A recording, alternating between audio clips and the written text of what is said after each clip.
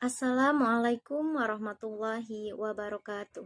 Bapak Haji Yayan Carlian MPD dan Ibu Ine Martiane Pratiwi MPD selaku dosen pengampu mata kuliah konsep dasar IPA yang saya hormati dan rekan-rekan mahasiswa PGMI kelas 3B yang saya banggakan. Pertama-tama, marilah kita panjatkan puji dan syukur kehadirat Allah Subhanahu wa Ta'ala, karena dengan rahmat dan karunia-Nya kita dapat melaksanakan presentasi mengenai materi dan perubahannya dalam keadaan sehat walafiat. Salawat serta salam semoga tetap tercurah limpah kepada junjungan kita semua, yakni Nabi Muhammad SAW, kepada keluarganya, kepada sahabatnya, kepada tabi'in-tabi'innya, dan semoga sampai juga kepada kita selaku umatnya. Pada kesempatan kali ini, izinkan kami dari kelompok 6 untuk mempresentasikan hasil diskusi kelompok kami, yaitu mengenai materi dan perubahannya. Sebelumnya, izinkan saya untuk memperkenalkan anggota dari kelompok 6, yaitu saya sendiri, yaitu Laila Nurwafa, sebagai moderator, Mira Khairunisa selaku pemateri pertama, Ika Lestari selaku pemateri kedua, dan Irna Nurlaila selaku pemateri ketiga. Untuk mengefektifkan waktu, marilah kita mulai presentasi kali ini dengan penyampaian materi pertama yang akan disampaikan oleh Mira Khairunisa. Kepada Mira, saya persilahkan. Nama saya Mira Hoirunisa dengan NIM 120209094 akan menjelaskan pengertian materi dan sifat-sifat materi. Yang pertama, pengertian materi. Apa itu materi? Materi adalah segala sesuatu yang ada di alam ini yang memiliki massa dan menempati ruang. Istilah materi juga meliputi segala sesuatu yang dapat diraba dan dilihat, contohnya seperti pohon, air, tanah, dan lain-lain. Serta sesuatu yang tidak dapat diraba dan dilihat, contohnya seperti udara. Jadi, segala yang ada di alam ini, baik itu tumbuhan, hewan, ataupun manusia, tergolong ke dalam materi karena memiliki massa dan menempati ruang. Selanjutnya yaitu sifat-sifat materi. Setiap materi pasti memiliki sifat-sifat tertentu yang khas untuk membedakan dengan zat yang lainnya. Nah, berdasarkan kaitannya dengan perubahan materi, sifat-sifat materi dibedakan menjadi dua, yaitu sifat fisika dan sifat kimia. Yang pertama, sifat fisika. Sifat fisika adalah sifat yang berhubungan dengan fisik, yang dapat diamati di luar materi. Sifat fisika ini tidak akan menyebabkan terbentuknya zat yang lain atau zat yang baru. Contoh dari sifat fisika yaitu warna, rasa, bau, massa jenis, titik didih, dan titik leleh. Selanjutnya yaitu sifat kimia. Sifat kimia adalah sifat yang menjadi identitas dasar materi yang dapat diamati dari dalam materi. Sifat kimia akan menyebabkan terbentuknya zat yang lain atau zat yang baru. Untuk mengukur dan mengamati sifat kimia dapat dilakukan melalui reaksi. Contoh dari sifat kimia yaitu gas hidrogen yang dapat berubah menjadi air jika direaksikan dengan gas oksigen. Jadi, gas hidrogen dan gas oksigen jika direaksikan maka akan menghasilkan zat yang baru yaitu air yang sifatnya berbeda dengan zat pembentuknya.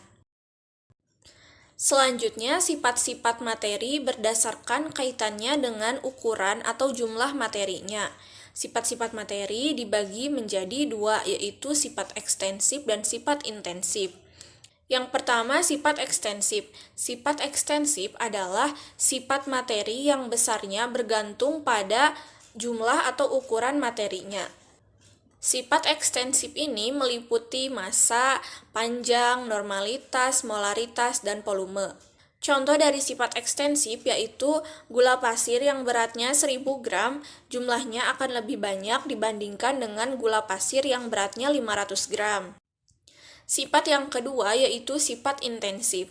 Sifat intensif adalah sifat materi yang tidak bergantung kepada jumlah atau ukuran materinya. Sifat intensif ini meliputi warna, bau, rasa, temperatur, dan kerapatan. Sekian materi dari saya, selanjutnya akan dilanjutkan oleh rekan saya. Assalamualaikum warahmatullahi wabarakatuh. Nama saya Ika Lestari dengan NIM 12020900042. Di sini saya akan memaparkan mengenai penggolongan materi. Zat padat. Zat padat adalah benda yang memiliki bentuk dan volume yang tetap, contohnya batu, kayu. Ciri-ciri zat padat. Benda padat mempunyai ukuran dan bentuk yang tetap. Kemudian benda padat mempunyai massa. Kemudian ada zat cair. Zat cair adalah benda yang memiliki volume yang tetap, tetapi bentuknya dapat berubah-ubah sesuai dengan wadahnya. Contohnya, bensin, air putih. Ciri-ciri zat cair yang pertama mempunyai bentuk sesuai dengan wadahnya.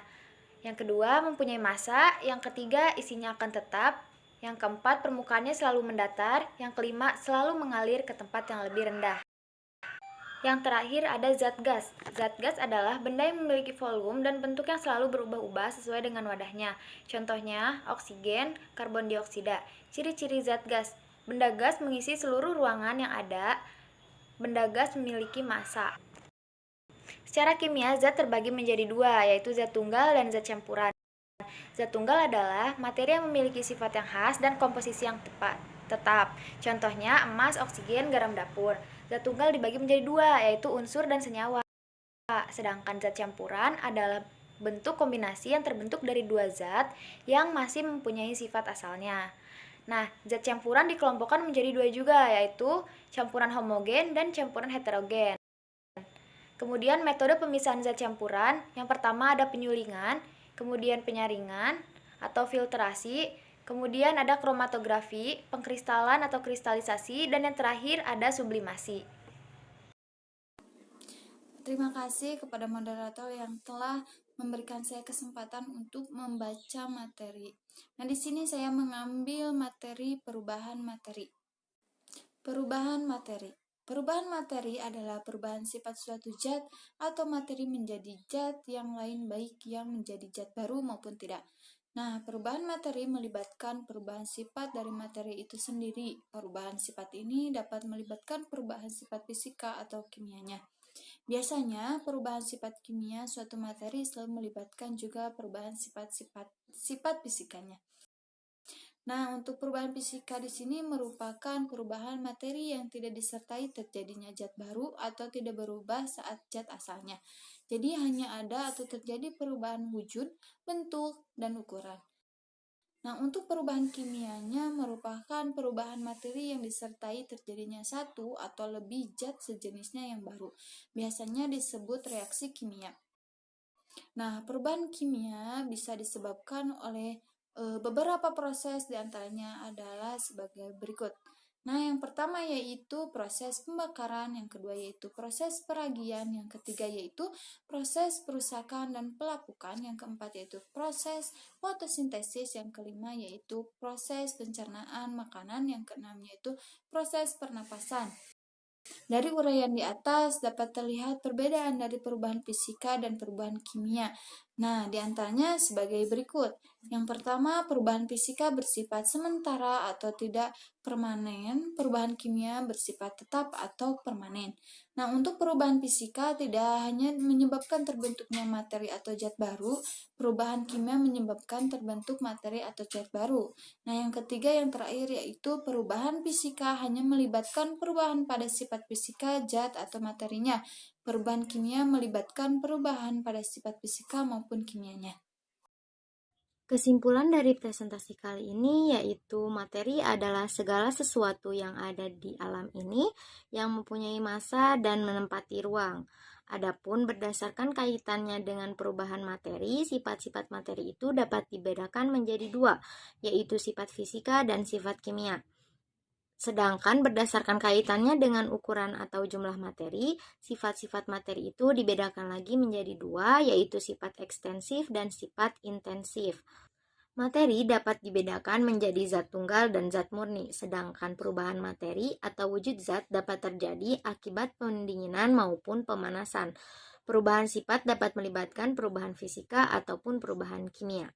Mungkin hanya itu yang dapat kelompok kami sampaikan. Mohon maaf apabila terdapat banyak kesalahan dan banyak kekurangan. Wabillahi taufiq wal hidayah. Wassalamualaikum warahmatullahi wabarakatuh.